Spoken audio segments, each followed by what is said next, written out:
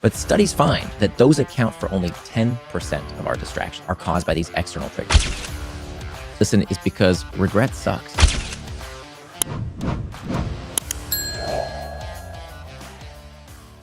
Very good to see you again, because I have to admit you've changed my life, but you also changed my father's life. You're the reason my father quit smoking. I've told this story maybe once or twice before, but once upon a time I came home for Christmas and I left your first book, Hooked, in his bathroom. He picked that book up once I'd left, read it, understood habit loops, and from that moment he took steps which led him to quit smoking. So I have to say thank you, but also you've been on this podcast once before, a long, long time ago, when not many people were listening. And from that conversation, there were small nuggets which have stayed with me every day since. My first question to you, Nir, for people that have just clicked onto this podcast and that are thinking about whether to listen or not, can you tell me who should listen, why they should listen, and what value they're going to gain from listening to the conversation we're about to have? Yeah, so first of all, thank you for having me. It's an honor to be back for the second episode. I think the reason to listen is because regret sucks. Having regret in your life is awful. And so what I want to minimize with the work I do, and frankly, I write for myself more than anyone else, I try and solve my own problems, is I don't want to look back on my life with regret, not for a day, not for a month, not for a year, not for a lifetime, certainly. And so avoiding distraction is the key to not living with regret. Because we all basically know what to do, right? We know we should exercise. We know we should eat right. We know we should spend quality time with our family. We know we should do the hard work that we have to do to move our careers forward.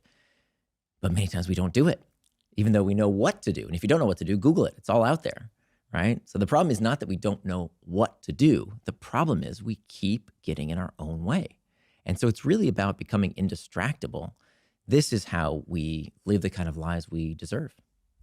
You described becoming indistractable on Twitter as the single most important skill that anybody in the 21st century can adopt and learn. Yeah, and I think it's the macro skill, right? Because there's no facet of your life that is not affected by your ability to control your attention. So whether it's learning a new skill, whether it's getting into relationships, whether it's business, whether it's physical fitness, all of these things depend on your ability to follow through.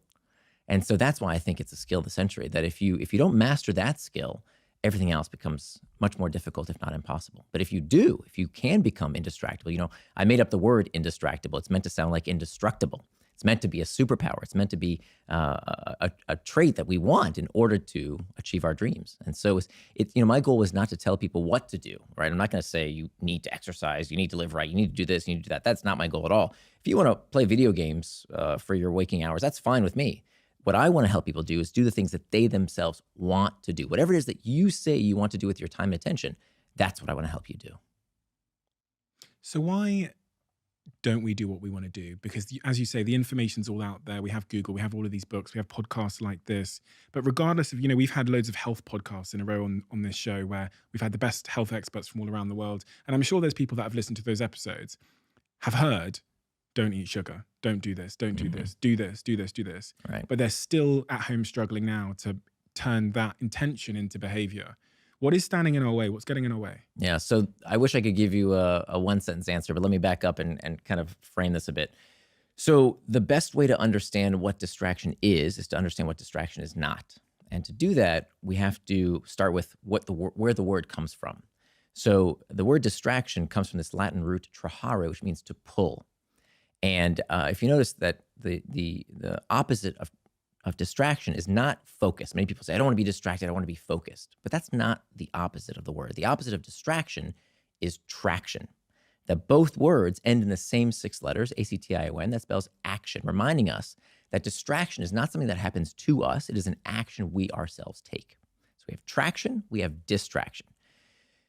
Traction is any action that pulls us towards what we say we're going to do. Things that move us closer to our values, help us become the kind of person we want to become. Those are acts of traction. The opposite of traction, distraction, is any action that pulls us away from what we plan to do, farther from our goals, farther from becoming the person we want to become. So this is really important. This isn't just semantics, because I would argue that any action that you do with intent, anything that is planned ahead, anything that involves forethought, is traction. So there's a lot of talk today about how, social media is melting our brains and video games are bad for you. I don't agree. I think that anything that you plan to do with your time and attention, as long as it's done with intent, is fine. That becomes an act of traction as long as it's planned for with intent. As Dorothy Parker said, the time you plan to waste is not wasted time. Now, just because something is a work-related task doesn't mean it's not a distraction. In fact, that's the worst kind of distraction because these distractions trick you into not even realizing you're getting distracted. I'll give you a perfect example. For years, I would sit down at my desk. I would take out my to-do list. By the way, we can talk about later why to-do lists are one of the worst things you can do for your personal productivity. We can get to that. I would sit down at my desk and I would say, okay, I've got that big project that I need to work on right now. Nothing's going to get in my way. I'm going to stay focused. Here I go. I'm going to get started. But first, let me check some email, right? Let me just scroll that Slack channel. Let me just do that one thing on my to-do list, that easy task, just to get started here, just to get the rhythm going, right? It's a work-related task.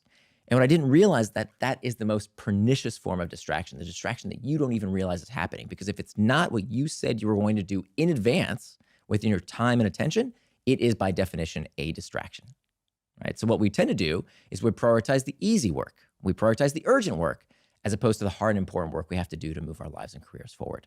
So just because it's a work-related task doesn't mean it's a distraction. That's the most awful type of distraction. It's not the video games. It's not the social media. It's the distractions we don't even know are distracting us from what we said we would do with our time. So now we've got traction, we've got distraction.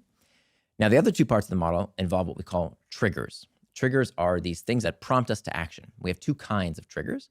External triggers are things in our outside environment. These are things that we tend to blame, like cell phones and our computers and all the pings, dings, and rings in our life.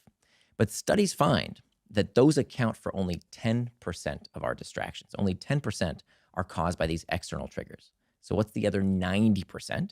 90% of the time that we get distracted, it's not because of what's happening outside of us, it's because of what's happening inside of us. These are called internal triggers. Internal triggers are these uncomfortable emotional states that we seek to escape. And so that's the first step to becoming indistractable and answers your question around why, by and large, even though despite knowing what to do, we don't do it, it's because all of these problems are an emotion regulation problem. That in fact, time management is pain management. I would argue weight management is pain management. Money management is pain management. In fact, all human behavior is about a desire to escape discomfort. And then answers your question around why don't we just do what we say we're going to do? It's because we don't realize that these are always emotion regulation problems. So that's the first step to becoming indistractable, is mastering the internal triggers. Then the second step, we talked about traction earlier, making time for traction. The third step, hacking back the external triggers. And then finally, preventing distraction with pacts. And so that's the model, these 4 steps. And then of course we can go in as much depth as you like. But if you understand these 4 fundamental steps, and this is what took me 5 years writing this book, namely because I kept getting distracted, right? I was very distractible myself, and I wrote the book for me, as I mentioned earlier. But it was when I boiled down the hundreds of studies and research, and you can see there's 35 pages of citations in the book.